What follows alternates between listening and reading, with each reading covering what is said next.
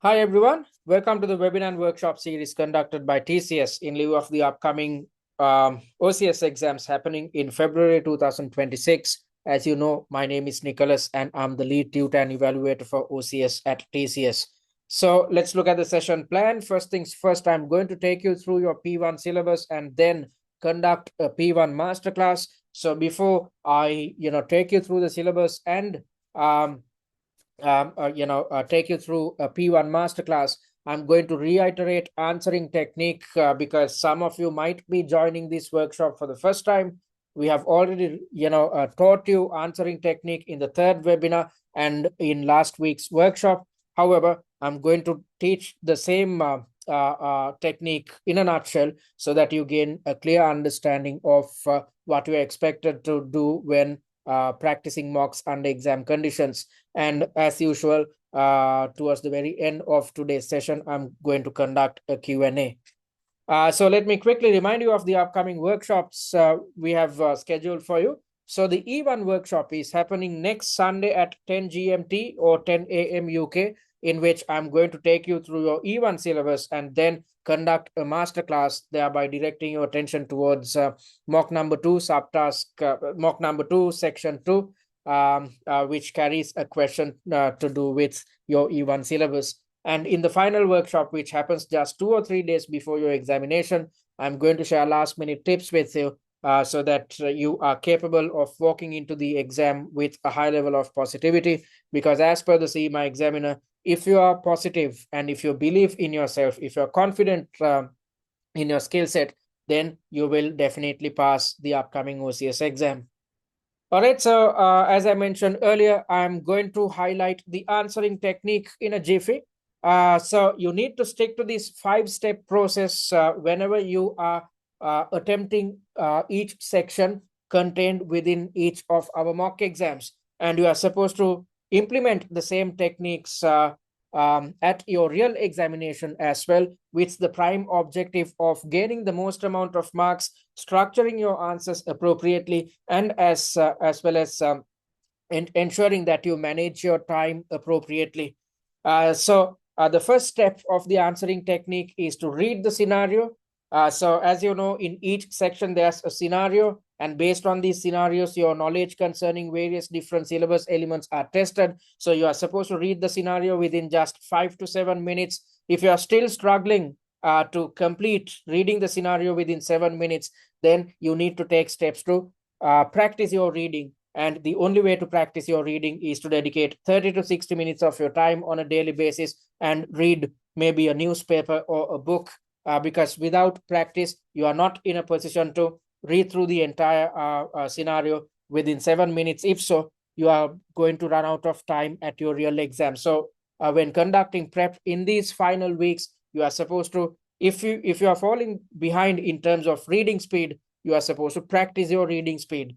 So after you have read through the scenario, then you are supposed to reiterate each requirement in your own words in a simple manner. The prime objective of doing this is to gain a clear understanding of what you are expected to achieve when developing your answer. As per the examiner's report, which was developed focusing on the August 2025 exams as well as November 2025 exams, most students, when they were developing their answers, they did not have a clear understanding of what they were supposed to cover within the answer, which highlights the fact that they have misunderstood each requirement.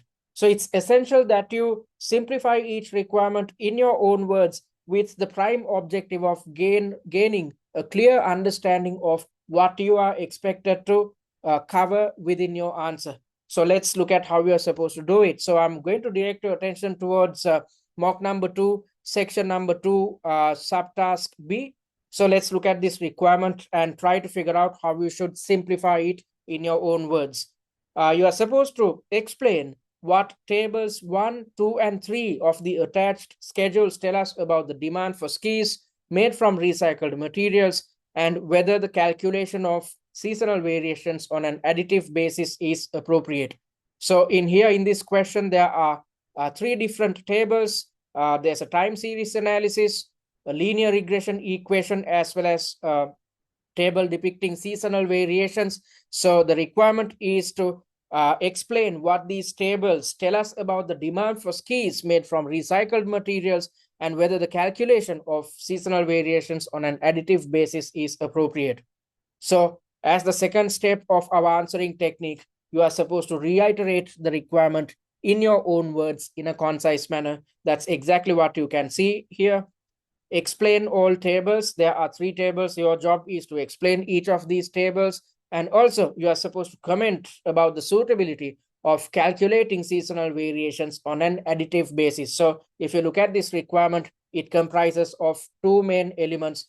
By simplifying the requirement in your own words, you will gain clarity, you will gain a clear understanding of what you expected to achieve, and you will understand how many parts you need to address when developing your answer. So concerning this subtask, there are 2 elements which you need to cover within your answer.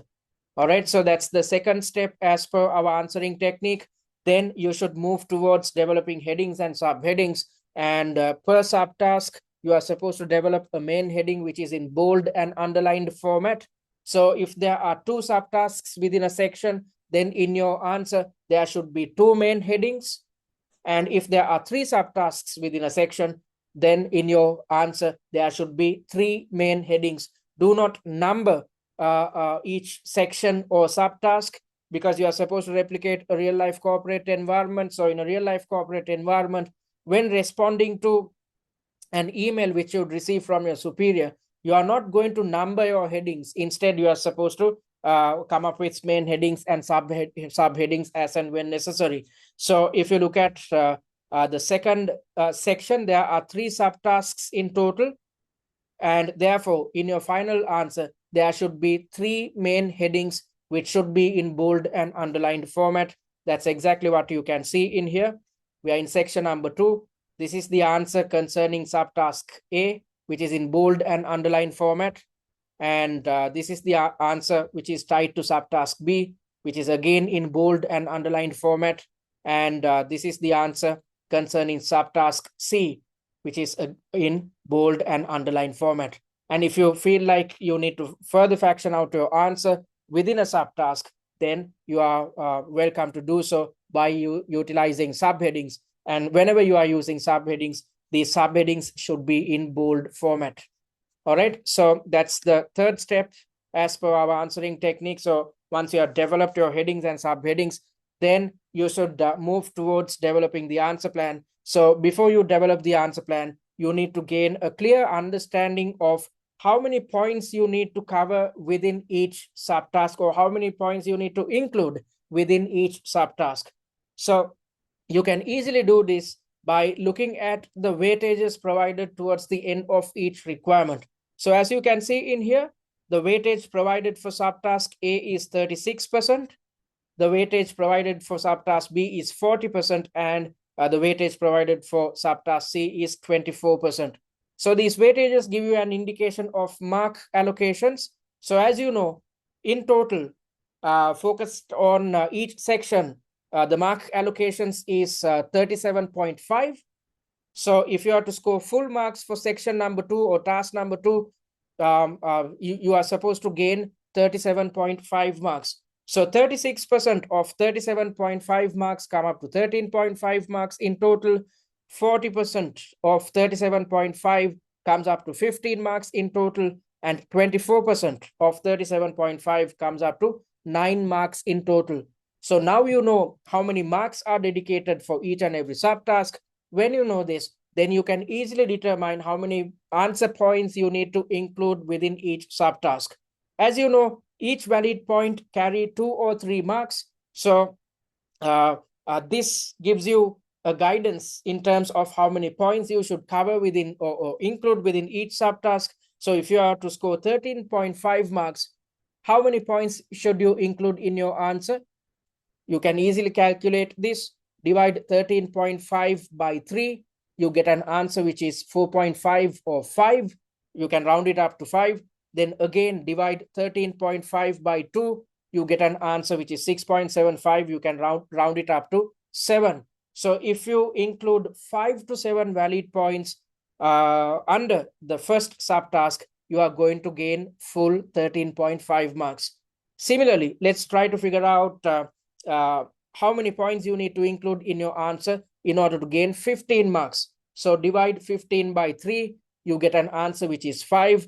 And again, divide 15 by 2, you get an answer which is 7.5. So you can round it up to 8. So if you include 5 to 8 valid points under the second subtask, you are going to score 15 marks. And if you have to score 9 marks, how many points should you include? Divide 9 by 3, you get an answer which is 3. And then divide 9 by 2, you get an answer which is 4.5, or you can round it up to 5. So if you include 3 to 5 valid points under the third subtask, you are going to get full marks. So that's how you are supposed to determine how many points you should include under each subtask based on the mark allocations, based on the weightages.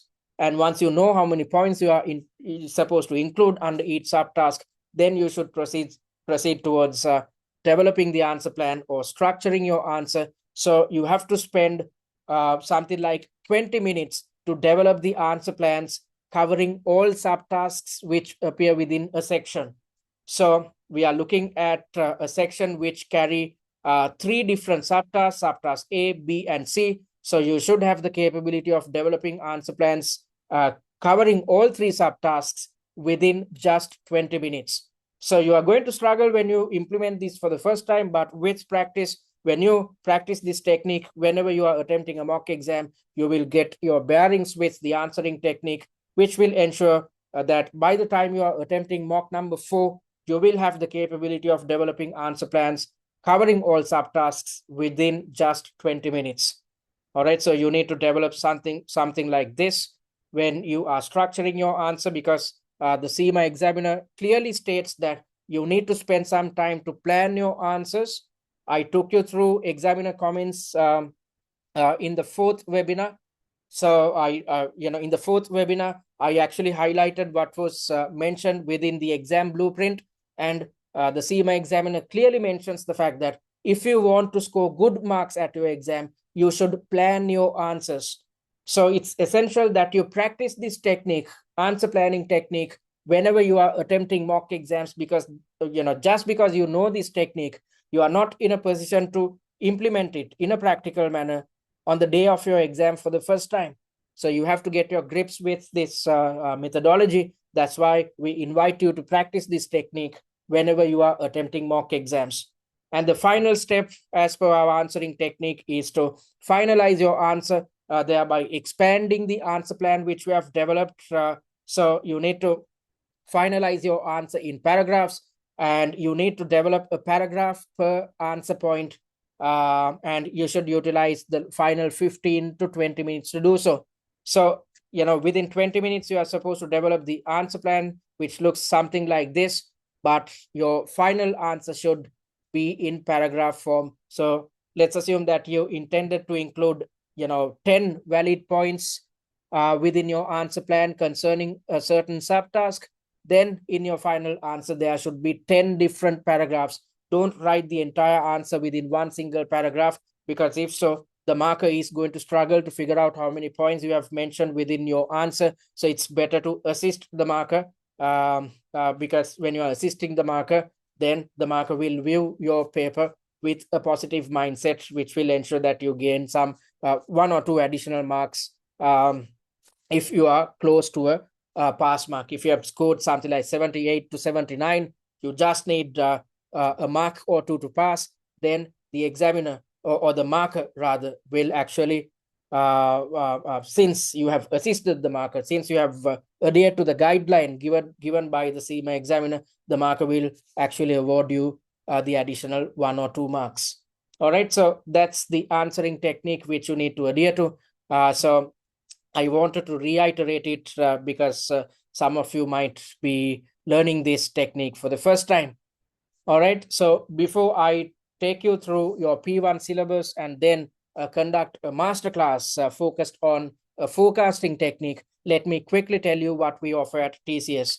So I'm on the OCS page. If you are yet to create a free user account, click on this button and create one. Once you have created a free account, you will gain access to our student dashboard.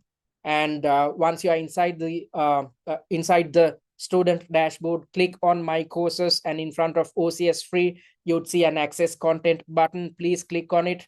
Once you are in our student dashboard, via the Videos tab, you'd gain access to the recorded versions of the weekly webinars and workshops we conduct.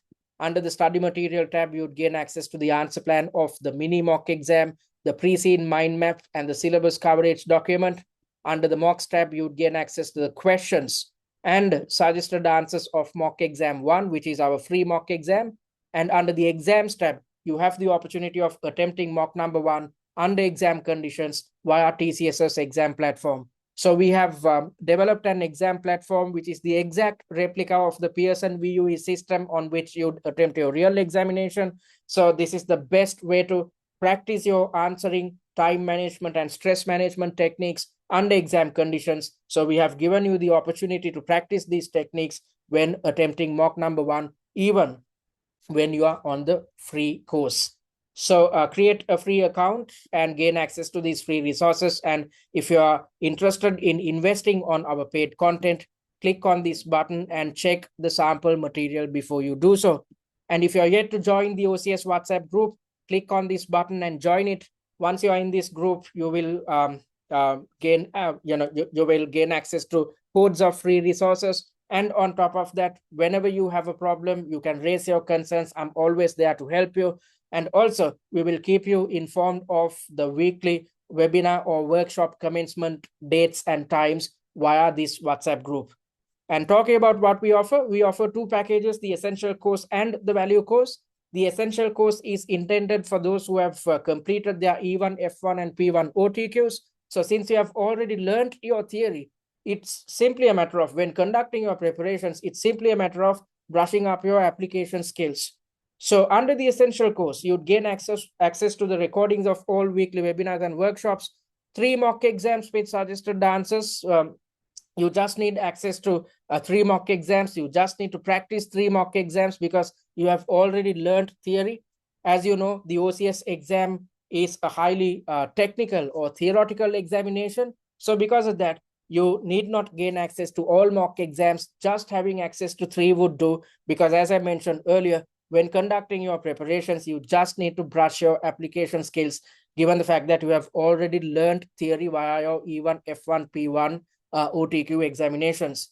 And you'd also gain access to the pre-scene analysis videos. By watching these videos, you will gain an in-depth understanding of what is highlighted within your pre-scene document. You'd also gain access to the annotated pre-scene, the industry, and financial analysis slides. Let me quickly show you what these resources look like. So if you look at the annotated pre-scene, you can see that we have come up with annotations with the prime intention of summarizing the entire pre-scene, so that you can you stand a chance to easily gain an understanding of what is contained within your pre-scene document.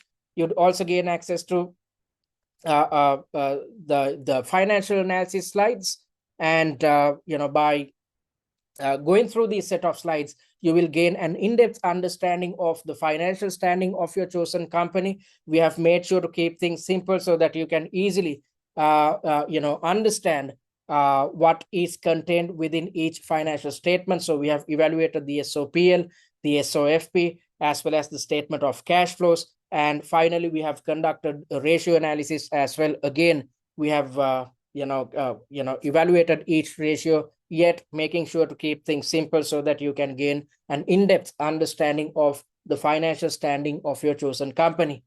And also we have conducted an industry analysis. So we have divided this analysis into 4 different parts. In the first part, we have defined your industry. In the second part, we have mentioned about what happens within your industry in terms of competition. And also in the third part, we have highlighted industry trends. And based on these industry trends, scenarios will be thrown at you at your real exam. And at the very end, concerning 2 real-life companies, we have explained what these 2 real-life companies go through when operating within your chosen industry. So these are the resources on offer if you opt for the Essential course. And also, you would gain access to the top 10 likely issue slides, which indicate the most prominent syllabus areas which can be tested at the exam. You will gain access to a case study familiarization kit. Once you have read through this familiarization kit, you will gain an in-depth understanding of the technicalities behind your OCS exam, and you'd also gain access to a tutor-managed live chat, which enables you to get in touch with me or the other tutors as and when necessary. So the essential course is priced at £99. And talking about the value course, this is intended for those who are coming through the exemption route, such as FLP, and those who had failed the exam previously. So both these sets of students have the same problem. There are gaps in theory knowledge and issues with application. So we have come up with some additional resources with the prime objective of teaching you theory and application, without which you cannot pass this examination, especially if you're coming through an exemption route. So under the value course, you are gaining access to 6 mock exams with suggested answers. So within these 6 mock exams, we have covered 72 subtasks in total, with the prime intention of ensuring that you'd gain a clear understanding of how each syllabus area is tested. So you need not worry about theory coverage, because we have covered the entire syllabus, all E1, F1, and P1 elements within these 6 mock exams. And also, you'd gain access to the OTQ revision cards after attempting a mock exam. If you feel that you are struggling with a certain conceptual element, don't worry. You need not waste time to go through your FLP resources. For instance, simply go through the OTQ revision cards. In a jiffy, you are in a position to brush up your knowledge concerning each syllabus area. You'd also gain access to the online mock exam platform, on which you can attempt each mock exam under exam conditions, which is the best way to practice your answering, time management, and stress management techniques. And you also gain access to answer plans concerning all 6 mock exams, which will assist you immensely when you are conducting your revision. So in a little while, when conducting the masterclass, I'm going to conduct my explanations based on the answer plans which we have developed focused on mock number 2. Then you will realize how easy it is to learn theory and improve application knowledge by going through these answer plans, because rather than having to go through pages and pages of suggested answers and figure out on your own how to structure answers, how to tackle theory and application, you can easily achieve these things when you have access to these answer plans which we have developed focused on all 6 mock exams. So, the value course is priced at £199. You can invest on your preferred course by clicking on either of these buttons. All right. So if you're yet to start your preparations, you still have 2.5 weeks at your disposal. So if you commit yourself, you still can make sure that you are you have enough time to cover all mock exams, which will ensure that you are conversant about how each syllabus area is tested. When you are aware of how each syllabus area is tested, when you know how to structure your answers concerning each syllabus area, you will definitely pass the upcoming OCS exam. All right. So having said that, I'm going to direct your attention towards the masterclass. So before I conduct the masterclass, I'm going to explain what is contained within your P1 syllabus. All right. So first things first, your knowledge concerning variance analysis is tested at your examination. So you have to have the capability of understanding how to explain various different variances. You are not supposed to do any calculations when you were completing when you were attempting your OTQ exams. The prime objective when it comes to tackling questions to do with variance analysis was to do calculations. You were supposed to calculate various different variances. But in this examination, all the facts and figures are shared with you. Your job is to conduct explanations or carry out evaluations based on the numbers you have access to. So you have to have the capability of gaining a clear understanding of how each of these variances can be tested at the exam. Because if you do not gain an understanding of how each of these variances are tested, then you are not in a position to easily understand how to structure your answers properly and what type of points you should include within your answers. So your knowledge concerning sales variances will be tested, sales mix and quantity variances, the differences between these two will be tested at the exam. And on top of that, your knowledge concerning material, labor, and variable and fixed overhead variances will be tested, along with planning and operational variances. So as I mentioned earlier, all these variances, the numbers concerning the facts and figures concerning all these variances will be shared with you at the exam. Your job is to explain each of these variances. And you should know the difference between planning and operational variances, both the theoretical element as well as application. So there will be, there can be a question which highlights, the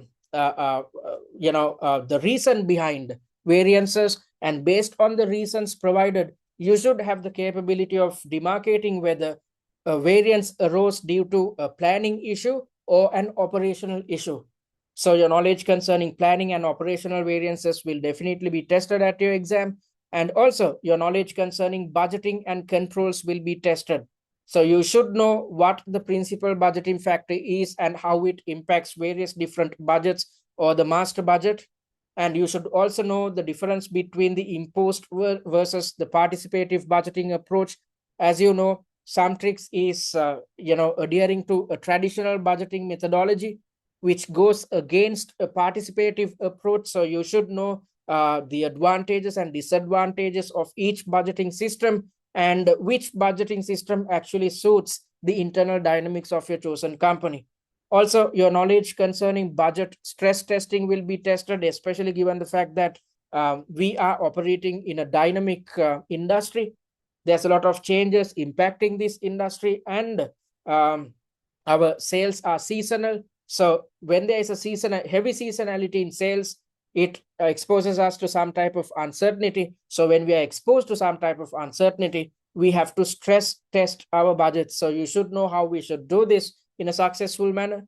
And also your knowledge concerning alternative budgeting systems, how to implement each alternative budgeting system, as well as the pros and cons of each alternative budgeting system will be tested. So you have to be conversant about what rolling budgets are, what flexible budgets are, ABB or activity-based budgeting, zero-based budgeting, as well as beyond budgeting, any of these elements which are not currently practiced within SumTrix. However, these elements can be tested at your examination. So you have to have a good understanding of the current traditional budgeting, incremental budgeting system practiced within SumTrix, as well as the alternatives such as rolling budgets, flexible budgets, activity-based budgets, zero-based budgets, and beyond budgeting principles. So you should know how to implement each of these budgets, as well as the pros and cons of implementing each of these budgets. And your knowledge concerning controls will be tested. So you should have a good understanding of the differences between feed forward and feedback controls. And your knowledge concerning responsibility accounting will be tested, along with what if and sensitivity. Your knowledge concerning what if and sensitivity analysis, you should have a clear understanding of the major differences between a what if versus a sensitivity analysis. And then your knowledge concerning costing, and tied to costing, your knowledge concerning pricing will be tested. So as a management accountant, one fine day, you should be involved with costing operations, as well as you should assist the decision makers in terms of finalizing the prices. So in terms of costing, various different costing methodologies are tested in your covered within your P1 syllabus. Therefore, at this exam, all these costing methodologies can be tested. So you should know the difference between marginal and absorption costing. Cost cards will be shared via each reference material, and your job is to calculate the costs concerning marginal costing principles as well as absorption costing principles. And also another alternative costing methodology is activity-based costing. So you should know how to implement ABC within your chosen company, and the pros and cons of implementing activity-based costing, and whether activity-based costing is actually suitable for SumTrix or not. And also your knowledge concerning relevant costing will be tested, and the company might decide to develop an app. If so, you should know how to cost app development costs, or how to determine the cost of app development. And also your knowledge concerning pricing methods, as I mentioned earlier, can be tested. So your knowledge concerning cost plus pricing methods, as well as transfer pricing, especially if we are opting for international or some type of an international expansion, then we might end up opening a subsidiary or a branch, and you should know how each alternative will impact our transfer pricing strategies. And also your knowledge concerning the CGMA cost transformation model will be tested, because SumTrix believes in sustainability. So when a company tries to achieve real sustainability, we will be exposed to additional costs in the future, because it's not easy to achieve sustainability. We have to do some investments which will increase our exposure to additional costs in the future.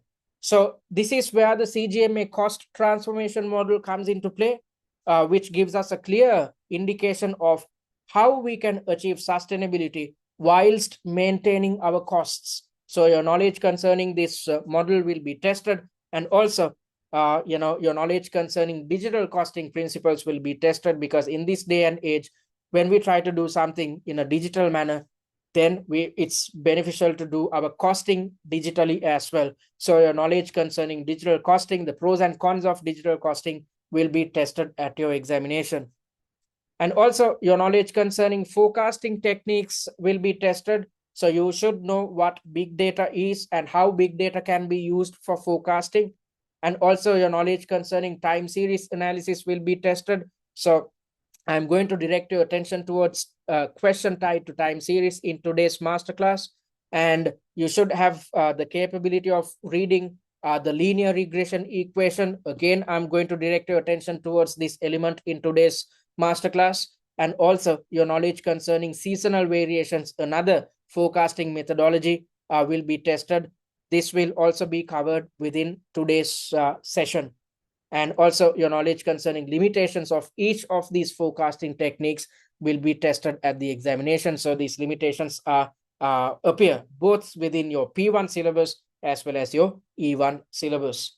And finally, also your knowledge concerning risks and uncertainty will be tested, because as a finance officer, as an individual who is working within the finance department, you should have a good understanding of the ways in which various different decision makers view risk as well as uncertainty. So that is why you have to be conversant about various different risk attitudes, such as maximax, minimax, and maximin decision criteria. And based on these risk attitudes, you should have the capability of identifying how each decision maker is going to come up with their own decisions concerning their risk attitude. And also your knowledge concerning payoff tables will be tested. So you should have the capability of explaining payoff tables, then decision trees, expected values, standard deviation, and coefficient of variation. All these risk management or risk computation tools are tested at this examination. And also you should have the capability of computing the value of perfect information.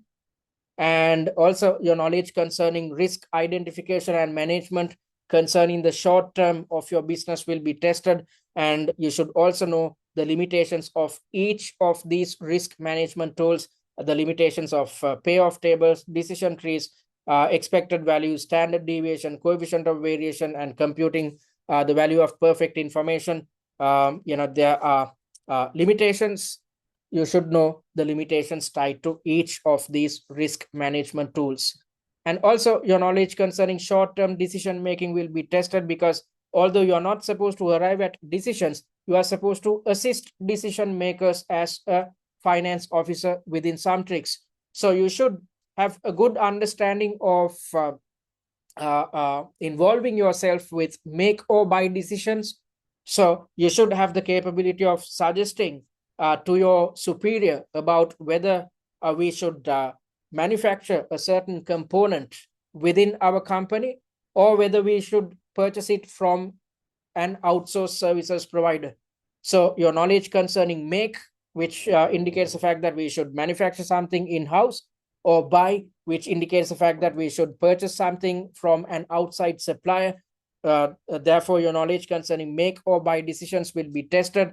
You should also have the capability of explaining multi-product break-even charts.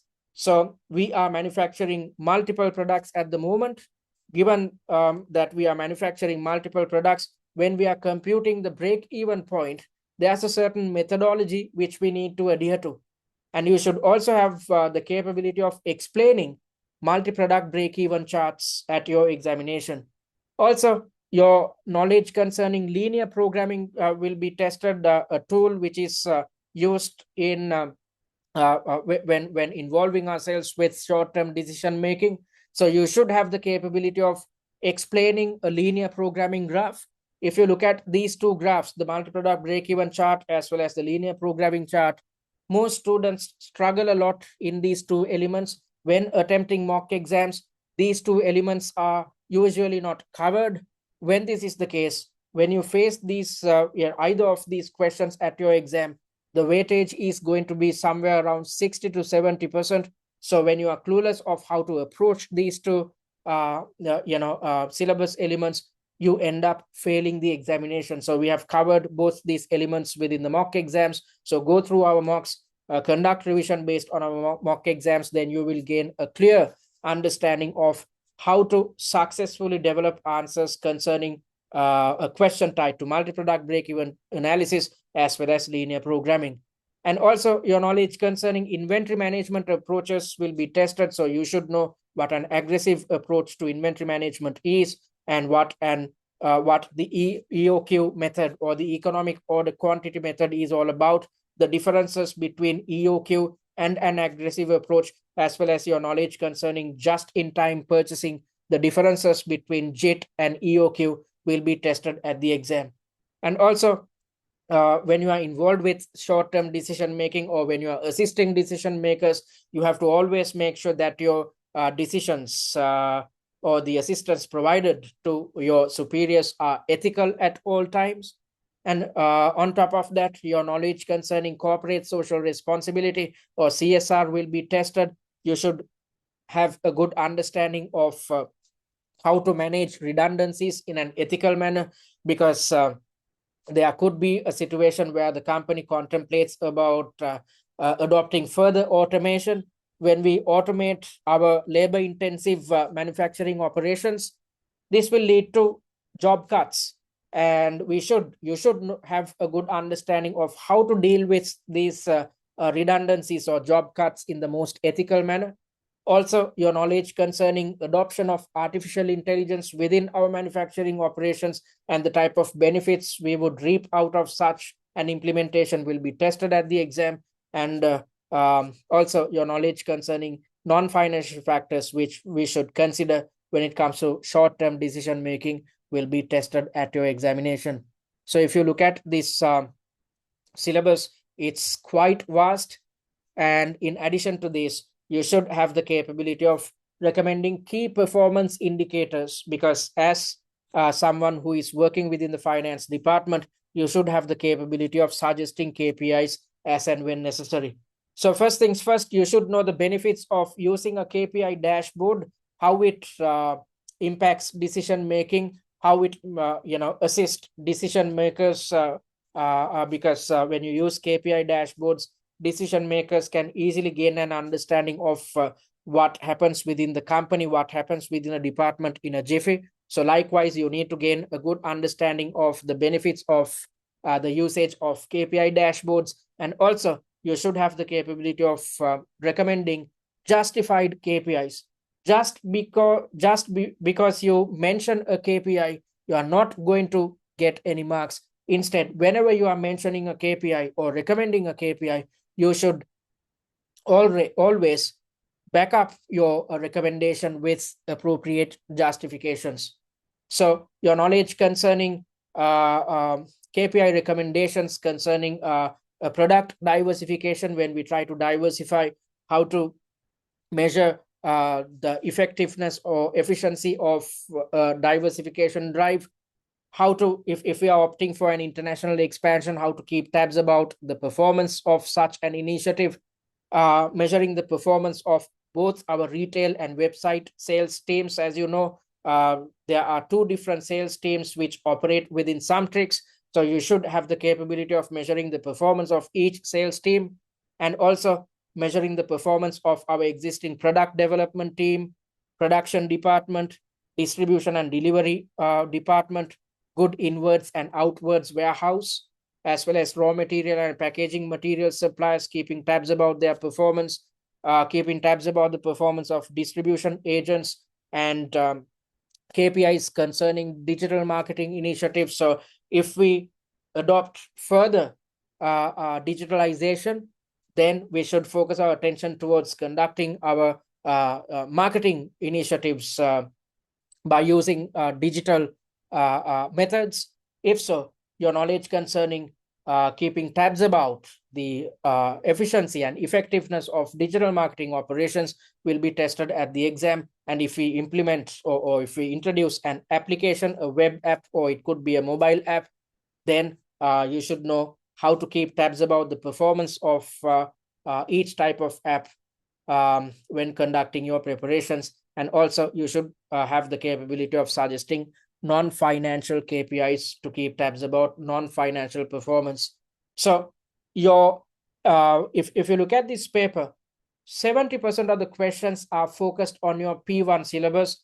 To explain each of these elements, it took me about 10 to 15 minutes. So it's essential that you gain an understanding of how each of these elements can be tested at the exam, because if you walk into the exam with some type of a knowledge gap, then you are going to struggle at your real exam.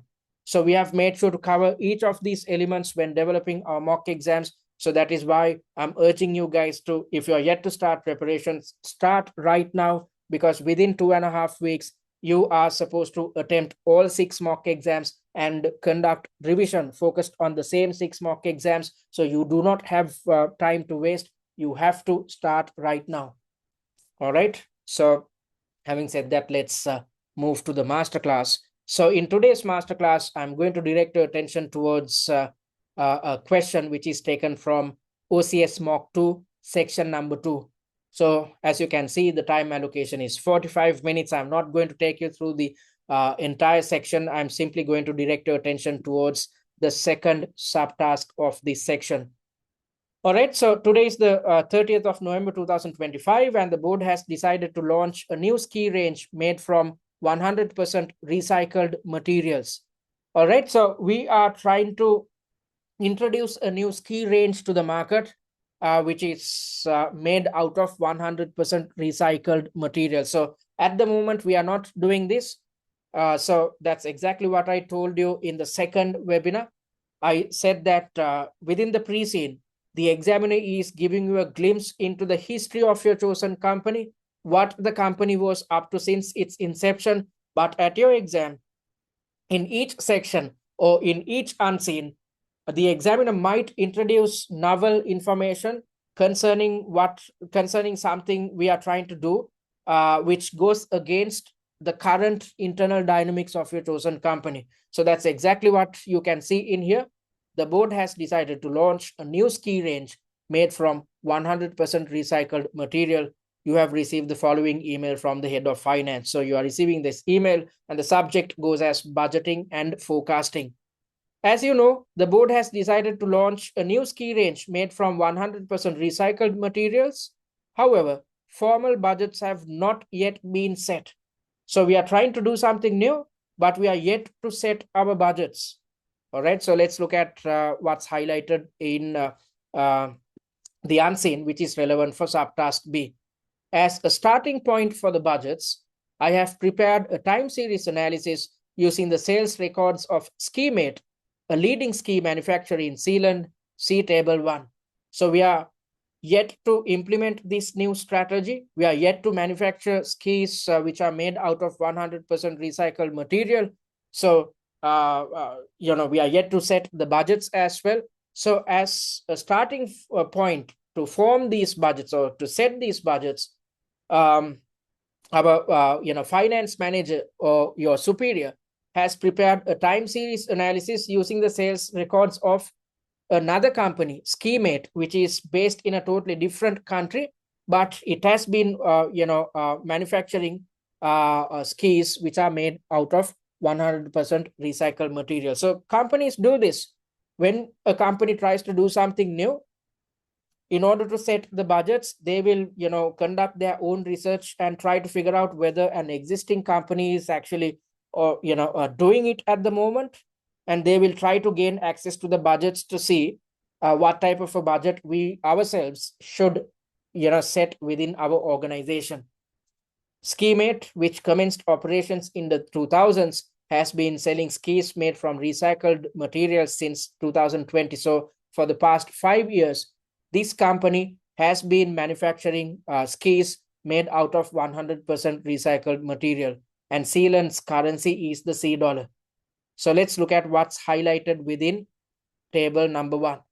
All right. So in table number 1, you can see a time series analysis concerning Schemate's recycled range. So you can see that our company is considering sales data concerning 3 years, years 2022 to 2024.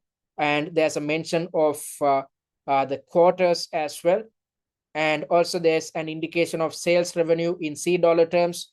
There's a trend sales figure again in C dollar terms divided into the different quarters. And also there's an indication of the seasonal variation again in C dollars, again divided into different quarters. Also, there's a second table in which information concerning the linear regression equation is shared with you.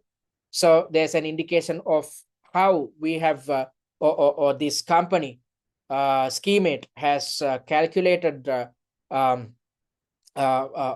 concerning the linear regression equation, how they use the linear regression equation. And also table number 3 depict seasonal variations faced by this company. All right, so let's look at the requirement. The trend was calculated using linear regression analysis. So you can see a trend sales figure. This was computed using the linear regression equation, which is y equals a plus bx. That's how, utilizing this equation, they have computed the trend sales figure across the quarters. So that's what's highlighted here. The trend was calculated using linear regression analysis based upon last 3 years sales, which was available publicly. The results are shown in tables 2 and 3. The seasonal variations are calculated on an additive basis. As you know, when computing seasonal variations, there are 2 alternatives at your disposal. You can go for an additive basis, or you can go for a multiplicative basis. So this company has developed their sales figures or sales forecasts using an additive basis. I would like you to prepare a briefing that explains what tables 1, 2, and 3 of the attached schedules tell us about the demand for skis made from recycled materials, and whether the calculation of seasonal variations on an additive basis is appropriate. So as per our answering technique, I finished the first element, which is to read the scenario. Now we are moving on to the second step, which is to reiterate the requirement in your own words in a concise manner, with the objective of gaining a clear understanding of what you are supposed to cover within your answer. So as you can see here, that's exactly what I've done. You are supposed to explain all 3 tables and then comment about the suitability of calculating the seasonal variation by using the additive basis rather than using the multiplicative approach. All right, so that's the second step. And then you are supposed to develop headings and subheadings. So I've come up with a heading which goes as, give me a second, please, which goes as time series analysis, which is in bold and underlined format. And once you have, stipulated the heading, then you are supposed to develop the answer plan. Before you do so, you are supposed to understand how many points you should cover within this answer. So the weightage provided in here is 40%. So, as you know, within this section, the total mark allocation is 37.5 marks. So 40% of 37.5 marks come up to 15 marks in total. And since each valid point carry 2 or 3 marks, you have to divide 15 by 3. You get an answer which is 5. Again, divide 15 by 2. You get an answer which is 7.5 or 8. So if you include 5 to 8 valid points, you are going to get full marks.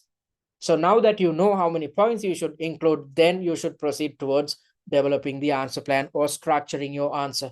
So I've started my answer by explaining table number 1 first. All right, so I'm going to explain what this table is all about. So this is your role. As I mentioned earlier, at your OTQ exams, you are supposed to compute the trend sales figures, seasonal variations, but at this exam, you are not supposed to compute anything. Everything is, all the data is shared with you. Your job is to conduct evaluations based on the information shared with you via each reference material. All right, so table number 1 indicates the monthly revenue achieved by SkiMate. Yes, by looking at these numbers, we can see how much of revenue SkiMate has achieved across 3 years on a quarterly basis. So you can see the sales revenue being divided into 4 different quarters in each year. So that's what table number 1 depicts. And if you evaluate the first table, you can see that the sales are growing until the year 2023. All right, so as you can see, there is a general sales growth until the year 2023. So we are starting with 59,000 odd. It increases to 78, then dips a bit, but again increases to 91. So if you look at the year 2022, starts at 59,000, but ends at 91,000. So there is an increasing trend in sales when you look at the year 2022. The same could be said about the year 2023 as well. The year starts at 64,000 and ends at 96,000. So you can see that on average, the sales keep increasing across quarters within the year 2023. However, if you look at the year 2024, you can see that, yes, sales are growing. It used to be 51,000 and it had grown to 74,000, but there seems to be a dip in sales when compared to the years 2022 and 2023. If you look at the first quarter of year 2022, it used to be 59,000. In 2023, it has increased to 64,000. But in 2024, sales had dipped to 51,000. Okay, the same could be said about quarter 2 as well. In quarter 2 of 2022, the sales revenue used to be 78,000. It had increased to 84,300 in the year 2023, but it had dipped to 64,000 in the year 2024. So that's exactly what I've highlighted here. Sales were growing until the year 2023, but sales dropped after 2023 with a significant seasonal variation. What am I talking about? So if you look at each of these quarters, if you compare each of these quarters, you can see that in each year, in the fourth quarter, you can see the highest sales figure. So out of these 4 figures, the highest is 91,000, which is in quarter 4 of 2022. Let's direct our attention towards quarter 4 of 2023. Again, the fourth quarter carries the highest sales figure. And the same could be said about the year 2024 as well. The highest sales figure across these 4 quarters is with regards to quarter number 4. Then let's try to figure out the lowest sales figure in each quarter or in each year. So if you look at the year 2022, the lowest sales figure is in terms of quarter number 1, which is 59,000. Concerning the year 2023, the lowest sales figure is 64,000, again in quarter 1. And concerning the year 2024, again, the lowest sales figure is in the first quarter, which comes up to 51,000. So as you can see, Sales had been increasing until 2023 when you look at the general trend, but sales had dipped in the year 2024.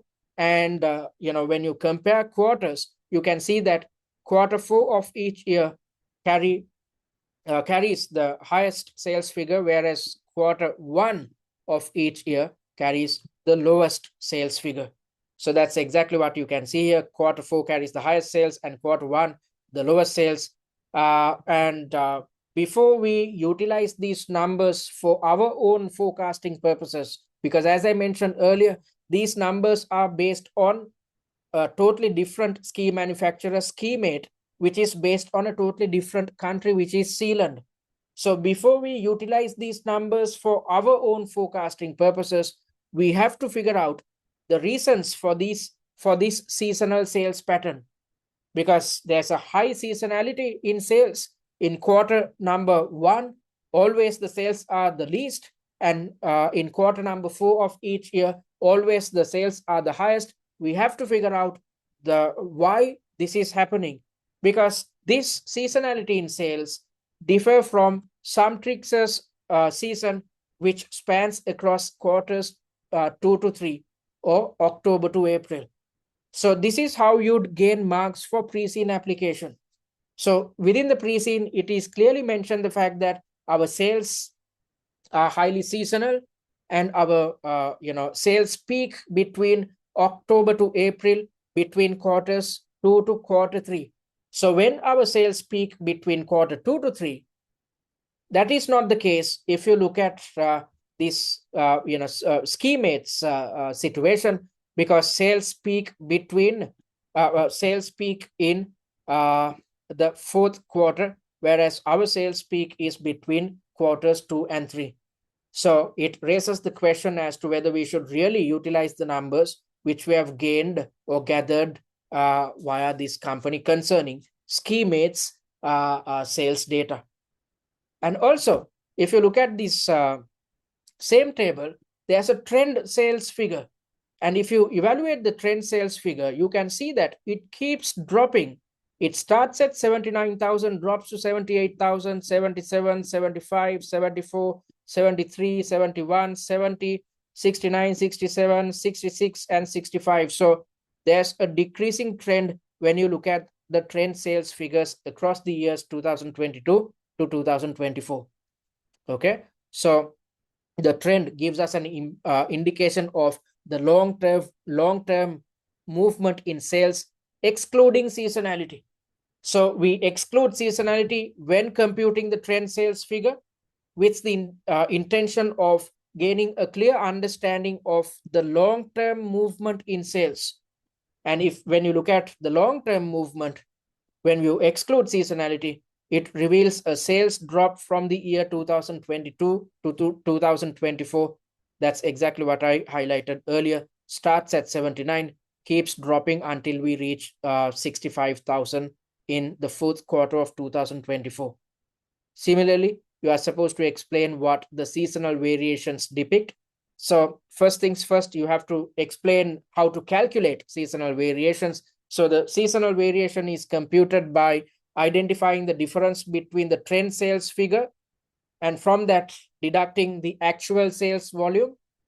And when you do so, you can see that sales are always above trend in Q4. Always in Q4 of each year, there is a positive figure which indicates the fact that the actual sales were beyond or above the trend sales figure. So the actual sales were higher than the trend sales in Q4. That is why you see a positive figure. So you see a significantly positive figure in Q4 of 2022. The same should be said about the year 2023 as well. Again, you see an extremely high as well as positive figure.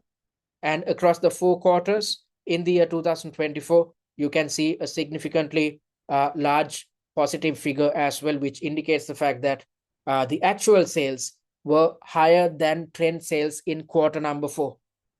And if you look at Q1, sales was below trend in almost all the other quarters, especially in Q1. All right, so if you look at these numbers concerning the year 2022, this is a negative figure and it is huge. And again, there's a negative figure, and in the subsequent quarter, again, there's a negative figure. So all three quarters 1, 2, and 3, the actual sales was below the trend sales figure. Then let's look at the year 2023. In 2023, quarter 1 was significantly below. The actual sales were significantly below compared to trend sales. However, things seems to be rosy in quarters 2, 3, and 4 because we see positive figures. However, in the year 2024, it is similar. The seasonal variation is similar to that of the year 2022 because the first quarter starts with a significantly negative figure, followed by some more negative seasonal variations in quarters 2 and 3. All right, so usually looking at quarter number 1, it carries the largest negative seasonal variation. And in a general sense, except quarter number 4, we can see that in the first 3 quarters, the seasonal variation is negative. The only difference is the year 2023. All right, so that's exactly what I've highlighted here. So that's how we are supposed to explain this table. So I've explained what the seasonal revenues indicate, and what the trend sales indicate, and what the seasonal variation indicates. All right, so then we are supposed to explain table number 2 as well. So table number 2 gives us an indication of the linear regression equation, which was utilized to compute the trend sales figures across the quarters. So what is this equation? Y equals A plus BX, where Y equals the trend. So these are the Y values in each quarter. So how are we supposed to compute this trend? By working out this equation. So A equals 81,244,000. B equals negative 1,326,000, and the X indicates the quarter number, in which quarter number 1 of 2024 is equal to 1. So the first quarter of 2022 is considered as quarter number 1. The second quarter of 2022 is considered as quarter number 2. The third one as 3, and the fourth quarter as 4. And the first quarter of 2023 is considered as quarter number 5, because we are done with 4 quarters. As per this equation, it is assumed that the first quarter is equal to 1. Then the first quarter of 2023 is the 5th quarter, 6th quarter, 7th, 8th, 9th, 10th, 11th, and 12th. So that's how we are supposed to compute the quarter numbers. And based on these assumptions, they have computed the trend sales figures across the quarters. All right, so you are supposed to explain what these numbers tell us. Okay, so table number 2 indicates the regression equation. So let's first try to figure out what this figure A equals 81,244,000 indicates. So it is stated that A equals 81,244, but these are in, the sales revenue is in thousands. So this should be actually read as 81,244,000, and B should be read as 1,326,000. So that's exactly what you can see here. A equals 81,244,000, which stipulates that in quarter 0, we were talking about the first quarter of the year 2022 as quarter 1. We considered the first quarter of the year 2022 as quarter 1. And A, as per this equation, A indicates quarter 0. Quarter 0 is the final quarter of the year 2021, or the 4th quarter of the year 2021. Because if the 4th quarter of the year 2021 was 0, then the first quarter of 2022 becomes quarter number 1. Okay, so that's what this equation indicates. So A equals 81,244,000, which indicates the fact that in quarter 0, or the fourth quarter, or the last quarter of the year 2021, trend was $81,244,000. So if we had figures concerning the last quarter of 2022, the trend sales figure starts at 81,244,000. 81,244. Then in the first quarter of 2022, as per the equation, the trend sales figure drops to 79,918. So it drops from 81,000 to 79,000 as per this equation. And there's another figure which is indicated as B. It is a negative figure which comes up to 1,326,000, which indicates the fact that in each subsequent quarter, sales dropped by an average of 1,326,000. So the trend sales figure starts at 81 million, but after this, since the final quarter of 2021, the trend or the sales figures keep dropping by 1,326,000 on average on a quarterly basis. So in each quarter, sales drop by, on average, 1.3 million. So that's what the B indicates as per the regression equation. So I hope you gained a good understanding of how to read or explain this regression equation. A indicates the trend in the in quarter number 0, which is the final quarter of the year 2021, and B indicates by how much sales keep increasing on a quarterly basis or decreasing on a quarterly basis.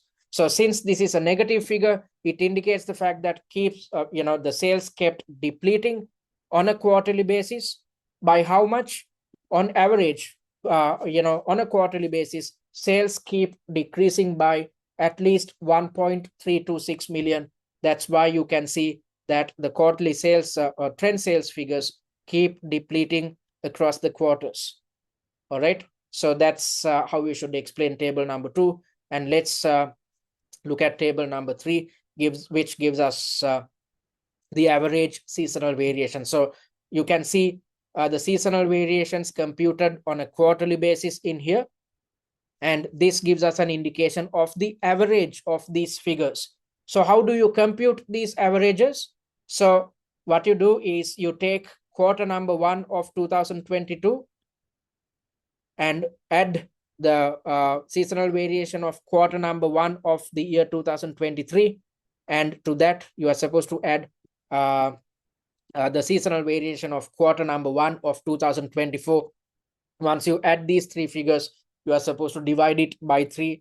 Then you will get an answer concerning the average seasonal variation in quarter number 1. So likewise, you can compute the average seasonal variation in each of the quarters. By computing these numbers, you can see that the average seasonal variation or the seasonal variation on average is extremely low, below trend. The actual sales figures were below trend in quarter number 1 across the 3 years. And when you look at quarter number 4, which carries the highest positive figure, you can see that in quarter number 4, in each year, sales was on average above, the actual sales were on average above the trend sales figure. All right, so that's how we are supposed to explain table number 3. So table number 3 indicates the quarterly average seasonal variation. And by looking at this, we can see that there is a strong seasonality in sales. Sales peak always in quarter number 4. And if you look at quarter number 1, we can see that the sales are at the lowest figure. So quarter 4 sales are $16.9 million higher than the trend on average.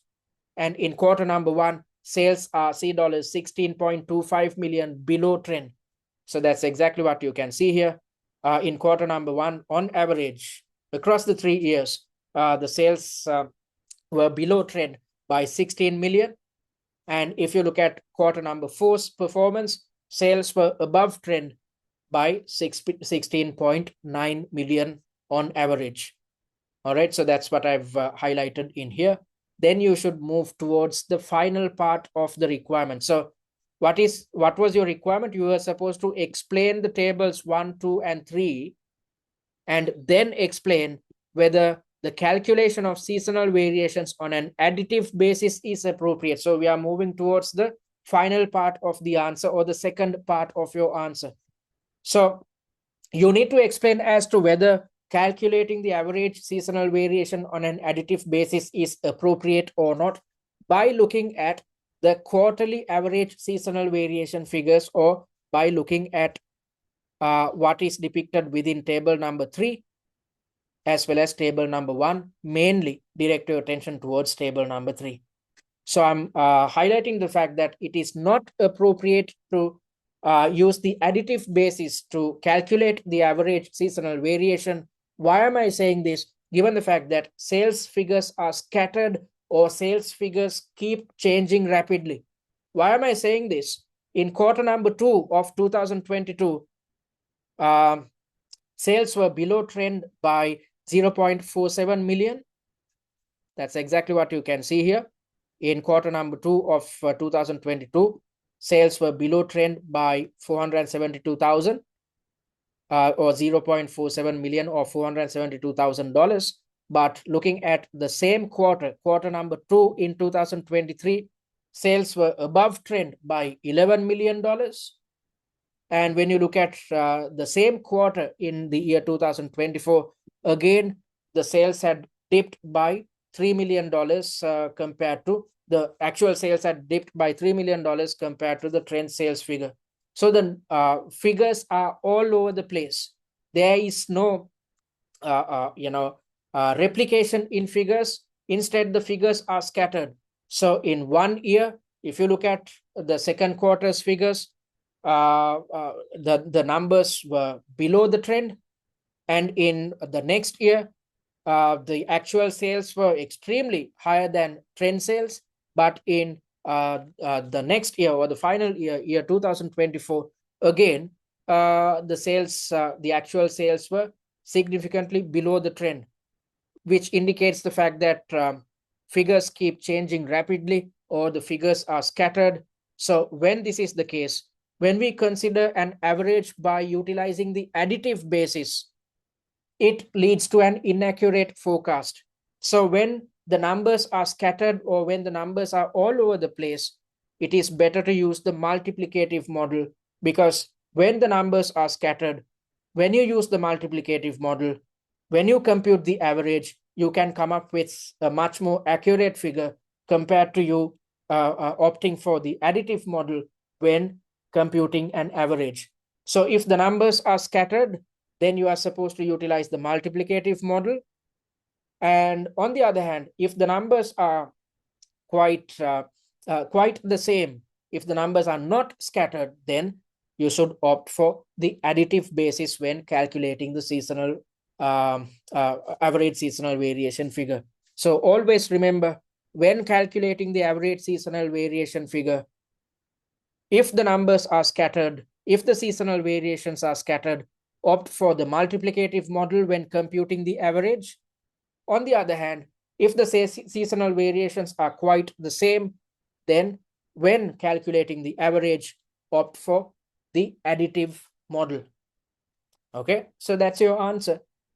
And once you have structured your answer, then your next step, your final step as per our answering technique, is to expand the answer plan in paragraph form. So as I mentioned earlier, based on the number of points you have included in your answer plan, you should expand your answer plan. So if you intended to include 10 valid points in your answer plan, in your final answer, there should be 10 different paragraphs. That's exactly what you can see in here. So your final answer should not be in point form.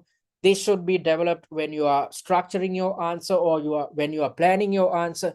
But when it comes to expanding your answer, you should, when it comes to finalizing your answer, rather, you should do so in paragraph form.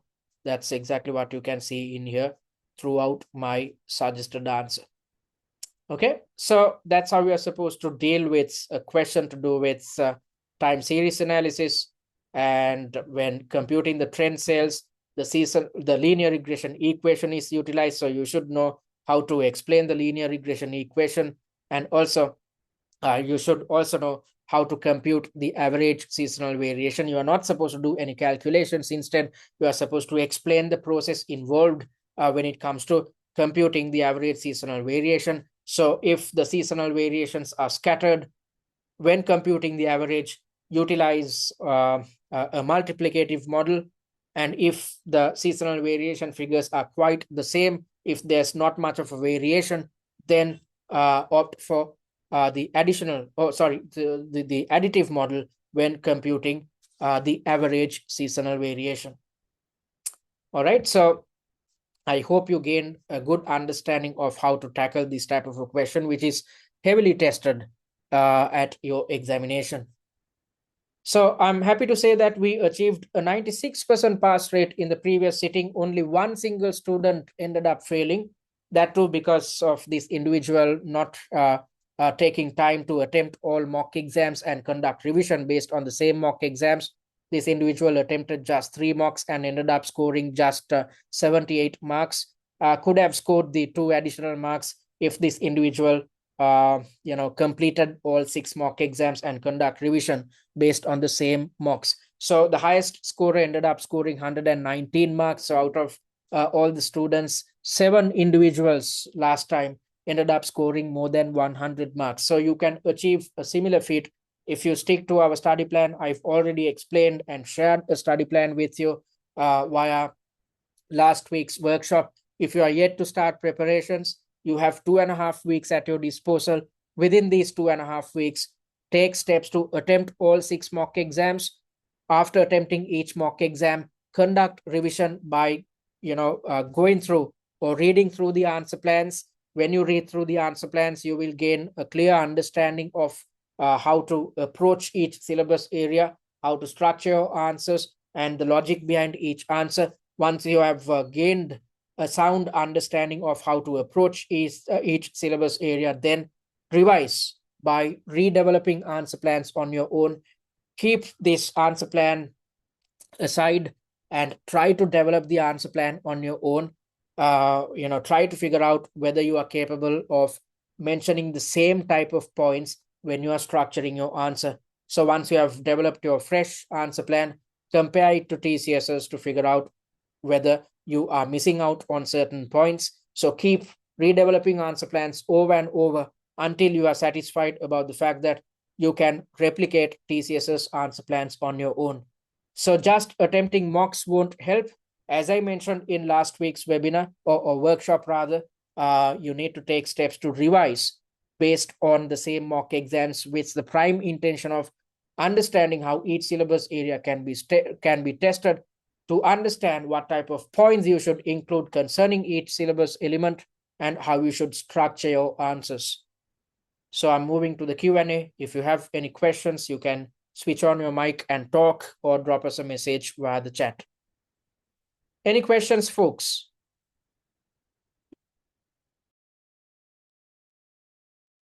All right, so Harshit is asking a question. Can we frame answers in bullet points? No. As I mentioned just a minute back or 2 minutes back, you are supposed to develop, when it comes to planning your answer, you are supposed to plan in this manner. Keep it simple, keep it short, because the objective is to structure your answer. Once you have structured your answer, then you should move towards finalizing your answer, which should be in paragraph form. So this is your answer plan. This happens when you are planning. As per our answering technique, you are supposed to spend 20 minutes in each section to develop the answer plan. And then when you are moving towards the final 15 to 20 minutes of each section, you should take steps towards finalizing your answer. And your final answer should be in paragraph form. So this is your plan. But when it comes to finalizing your answer, you should connect all these points in paragraph form. So as you can see here, in table number 1, it says it indicates the monthly revenue achieved, by schemate, and it depicts that sales are growing until the year 2023, and sales drop after 2023 with a significant seasonal variation, in which sales are the highest in quarter number 4 and the sales are the lowest in quarter 1.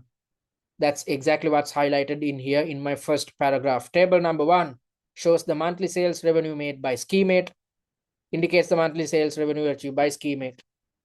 Sales are generally growing until the year 2023, after which there is a drop along with a significant seasonal variation. Sales are growing until the year 2023, and it is dropping on after 2023 with a significant seasonal variation,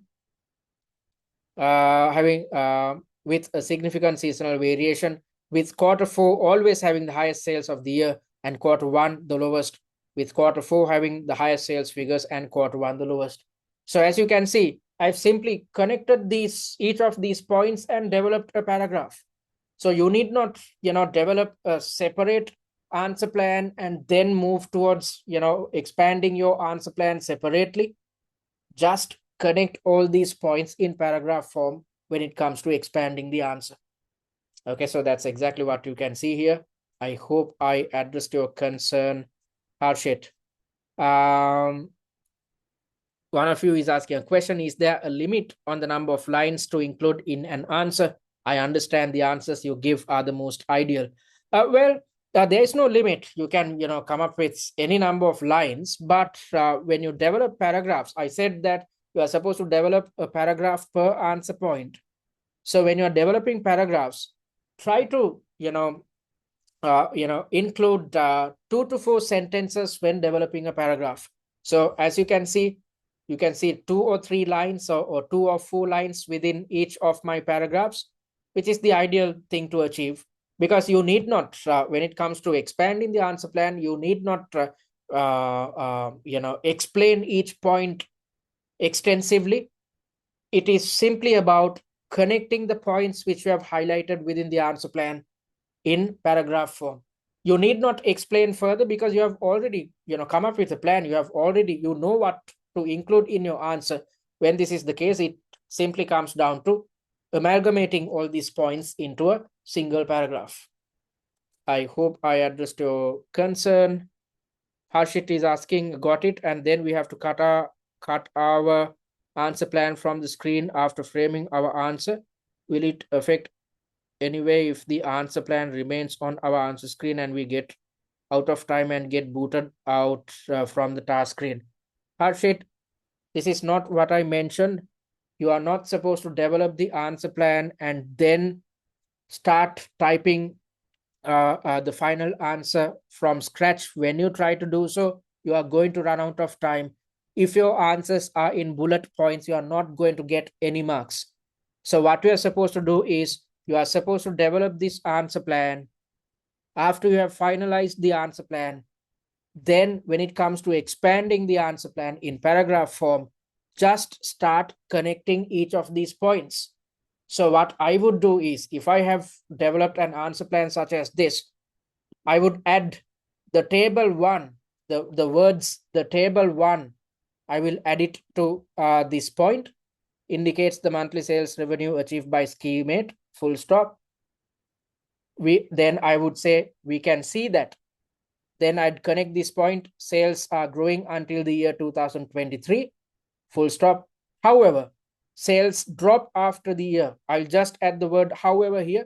However, sales drop after 2023 with a significant seasonal variation, comma, in which in quarter number 4, the sales figures are the highest, and in quarter number 1, the sales figures are the lowest, full stop.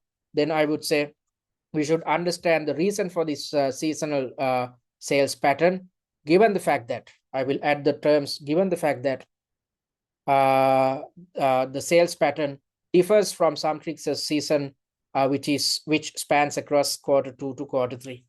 So it's all about connecting the dots, connecting the points, and adding some, with the intention of connecting these points, adding some words. Okay, so you need not type this from scratch. Just add some words with the intention of connecting all these points with thereby developing a paragraph. I hope I understood your concern. Harshit, did you understand what I mentioned? Okay, great. Anything else, folks?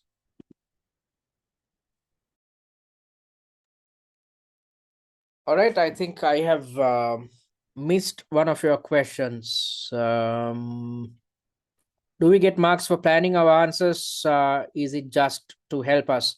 Well, you don't get marks for planning your answers because if you develop your answers in this manner, you are not going to get any marks. However, when you take steps to plan your answer in this manner, you are, spending some time to think. When you think, you gain marks. Okay, so most students out there, what they do is right after they have read through the scenario, they start typing their final answer without spending some time to think. When you are not thinking, you are jumping the gun, and halfway through the answer, most students end up figuring out that they have typed a wrong answer. When this is the case, these students end up deleting the entire answer. They start from scratch. When they start from scratch, they know for a fact that they have wasted time. When they are constantly getting reminded of the fact that they have wasted time, they will try to develop rushed answers, and when this is the case, they are going to fail the examination. So in order to avoid all these things, you are supposed to spend some time to plan or structure your answer. I'm not the person who is saying this. It is the CIMA examiner. As per the exam blueprint, it is the CIMA examiner who asks you to spend some time to plan your answers. Why should you plan? With the intention of appropriately structuring your answer, ensuring that you are developing an answer which is aligned with each requirement, and to ensure that you have covered all necessary points within your answer. So if if your final answer looks something like this, you are not going to get any marks. However, when you spend some time to structure your answers in this manner before you finalize it in paragraph form, you are spending some time for planning, you are spending some time to think. When this is the case, you are taking steps to ensure that you are well poised to score good marks at your exam. So it's crucial to get your bearings with this answering technique. You should practice this technique whenever you are attempting mock exams and implement the same technique at your real examination. So you have to spend some time to think. Don't develop the answer right after reading the question. That does not mean that your final answer should look something like this. Your final answer should be in paragraph 4. I hope I addressed your concern. Do we get marks for planning our answers? Is it just there to help us? And another question came through, I guess. Thank you for the variance questions. Do you get marks for writing the formula, or is it better to save time and just explain? So it depends on the requirement. In certain requirements, the examiner clearly says that you are supposed to explain each variance, mentioning how to calculate each. When this is the case, if you mention the formula, then you are going to get a single mark. And in certain instances, the examiner says, asks you just to explain each variance. When you're supposed to explain each variance, you need not mention the formula concerning each variance. So it all comes down to you gaining a clear understanding of what's highlighted within each requirement. Okay, so if it is clearly mentioned that you are supposed to mention the formulae, you are supposed to do it. If not, simply stick to the explanation. I hope I addressed your concern. Anything else?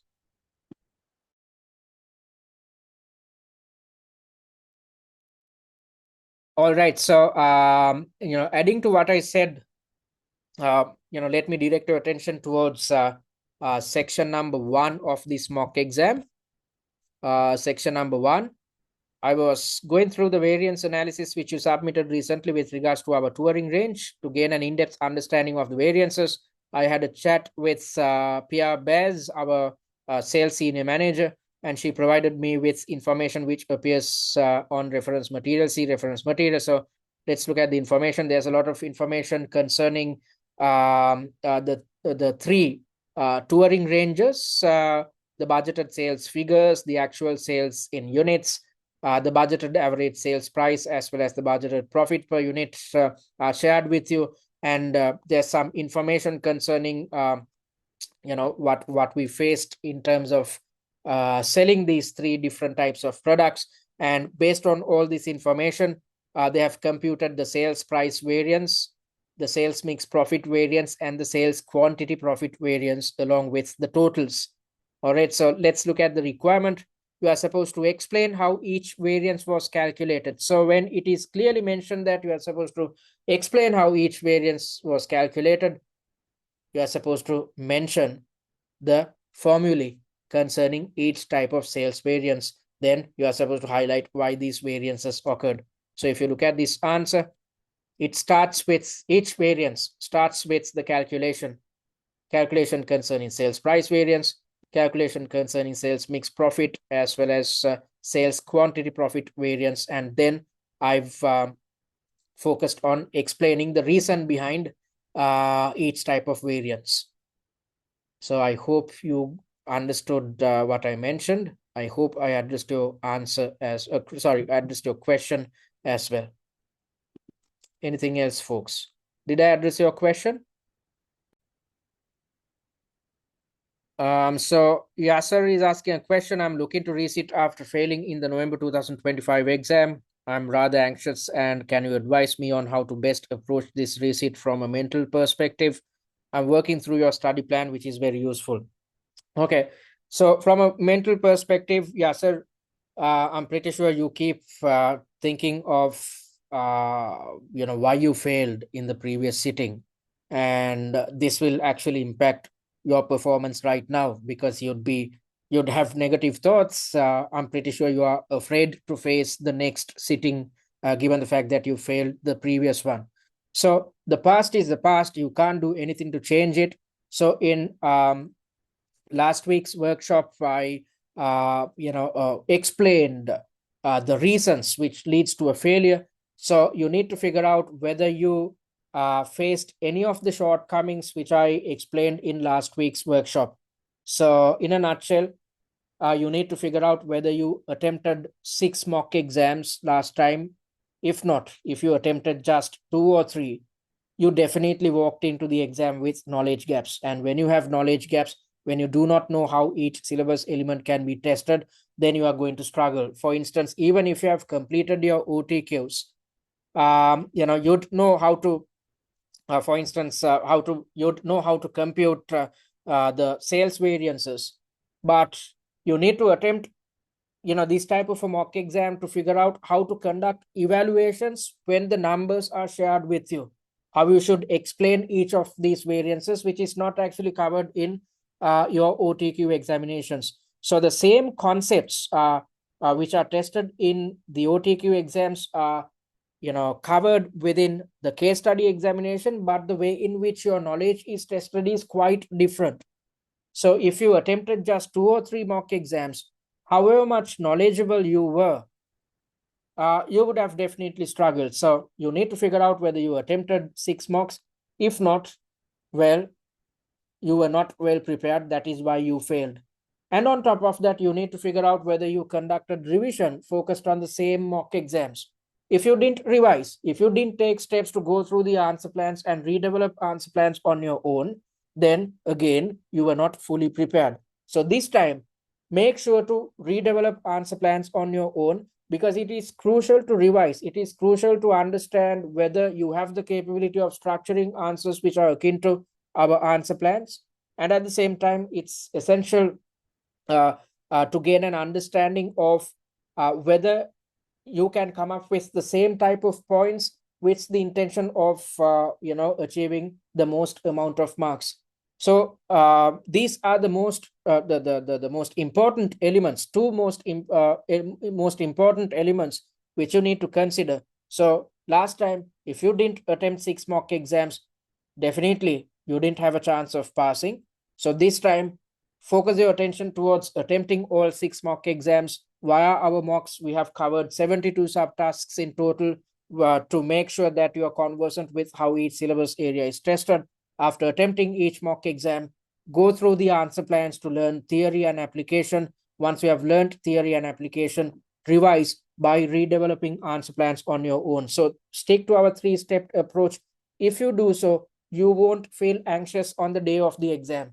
So as per our study plan, which we released last week, you were expected to complete at least 2 mock exams and conduct revision focused on both these mocks.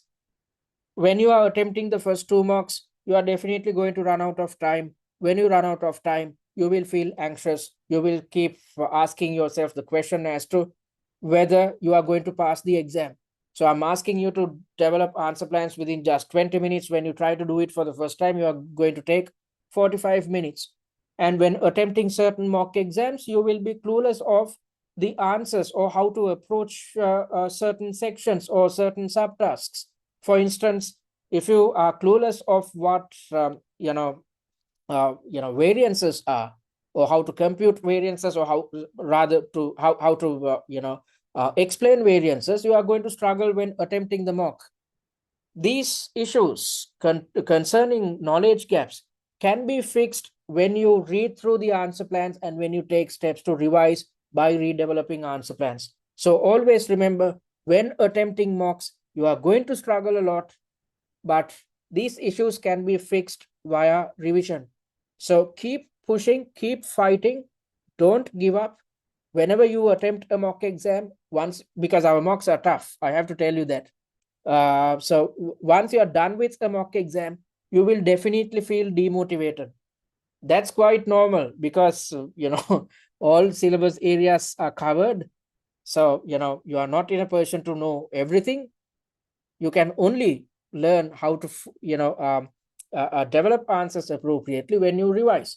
So when you are attempting mocks, you are going to struggle. I want you to struggle when attempting mocks, because when you struggle, this is when you do a serious job when it comes to conducting revision. So stick to the study plan, attempt each mock exam. You will struggle, but you can overcome all these issues when you are conducting revision. And by the time you are done with all 6 mock exams, once you have completed all your revision, before the exam, you will not feel anxious. You will definitely feel anxious right now, but before the exam, you won't feel anxious. So stick to the process. In another 2 weeks, you will realize that you will feel confident, given the fact that you know how to approach each syllabus area. You yourself have developed answer plans on your own, conducted revision appropriately. When this is the case, when you see a sales variance related question at your exam, you know how to tackle it. When you see a question tied to seasonal variations, trend analysis and whatnot, you know how to tackle such a question because you have seen it before when attempting mocks, and you have already conducted revision. So stick to the process. You will feel anxious right now, but don't worry, keep pushing forward. You just need to work in the upcoming 2 weeks, and if you put in the necessary effort, you can forget about OCS in another 2.5 weeks. I hope I addressed your concern. Yeah, sir. You're welcome. Anything else, folks? All right, seems like there aren't any questions, so I'm going to resume with the process. So if you want to contact us, you can contact us via our website, which is www.study@tcs.com. Visit our website and click on the contact button and drop us a message. Our admin staff will get in touch with you via email during office hours. And if you want to email us, you can do so via info@study@tcs.com. Or if you need instantaneous support, drop us a message via this WhatsApp number. And if you are yet to follow us on our social media handles, I urge you to follow us on YouTube and TikTok, especially given the fact that the recorded versions of the weekly webinars and workshops are uploaded to our YouTube handle, and via TikTok, you'd gain access to 6 videos, which is a good mind map of your entire pre-scene. And similarly, we have already shared this pre-seen mind map with you, which is in PDF form. Go through this document on a daily basis to constantly keep yourself reminded of the most important points highlighted within your pre-seen document.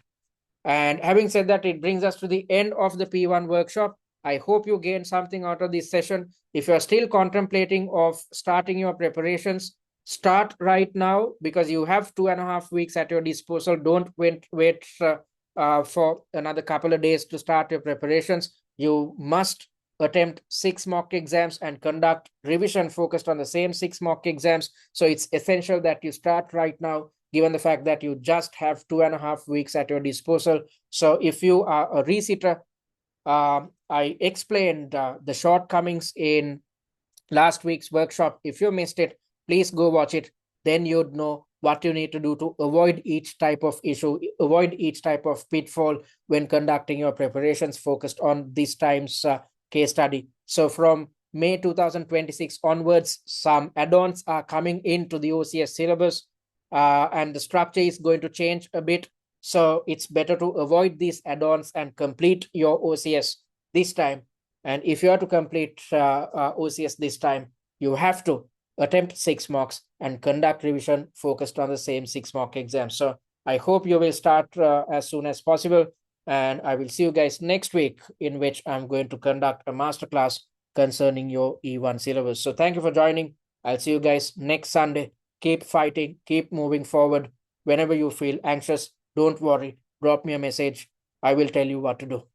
So I'll see you guys next week. Thank you for joining.